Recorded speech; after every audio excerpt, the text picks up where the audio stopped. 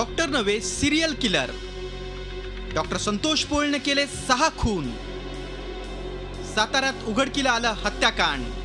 महाराष्ट्र पूर्व प्राथमिक शिक्षिका सेविका संघाच्या राज्याध्यक्षा मंगल जेधे गेल्या 16 जून पासून त्या बेपत्ता होत्या। गेल्या 11 ऑगस्टला डॉक्टर संतोष पोळ याच्या पोल्ट्री फार्म हाऊस नावाच्या त्याच्या सहकार्याला अटक केली।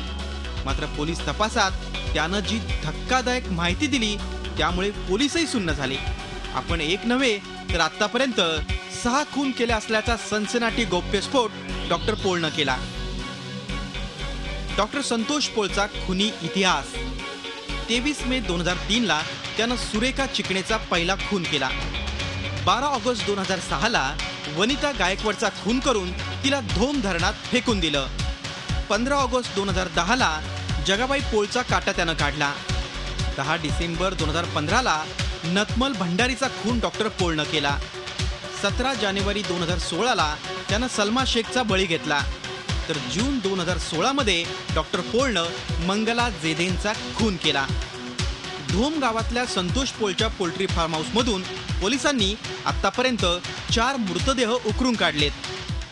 अशा 5 बॉड्याचा आम्हाला आता रिकॉल झालेले आहे। अजून एक मुलगा तो कबूल करतोय वनिता गायकवाड म्हणून, त्यांना डोमच्या पाण्यात कॅनॉलमेंट टाकलंय, ते वाहत गेलेले आहे। त्या दृष्टीने आमचा तपास चालू आहे। अजून याच्या व्यतिरिक्त अजून काय त्याच्याकडून निघतोय का याचा आम्ही आता तपास करतो। टोटल 6 लोकांचे पोल्ट्रीमधून 4 मिळाले, त्याच्या घराच्या शेजारी एक मिळाला आता जस्ट आपल्याला। संतोष पोळ डॉक्टर नसून सिरियल किलर असल्याचं समोर आलंय।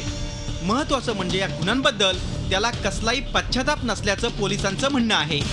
तो डॉक्टर आहे आणि आहे एकदम चांगला, पण असं वाटतो तो मनातलं काय असं बोलत नाही फारसं। आणि क्रूर आपण म्हणतो ना एखादा शांत डोक्याने किंवा थंड कोल्ड ब्लड मर्डर करा म्हणलं तर चालेल। अतिशय शांत चित्ताने विचार करून त्याने मर्डर केलेलं आहे। त्याला त्याच्यावर कुठलाच पश्चाताप होताना दिसत नाही। आर्थिक देवाणघेवाणीच्या वादातून हे खून झाल्याचा पोलिसांचा प्राथमिक अंदाज आहे। या सगळ्या प्रकरणामुळे धोम गावातले गावकरीही सुन्न झालेत। 2003 पासून तो एक खून करत होता। जवळपास 5 खून त्यानं पचवल्यात जमा होते, पण केलेलं कृत्य कधी ना कधी जगासमोर येतं। मंगल जेधे खून प्रकरणामुळे डॉक्टर पोळचा खुनी चेहरा उघड झालाय। Vikas Bhosle, Zee media, Satara. Zee 24 तास रहा एक पाऊल पुढे।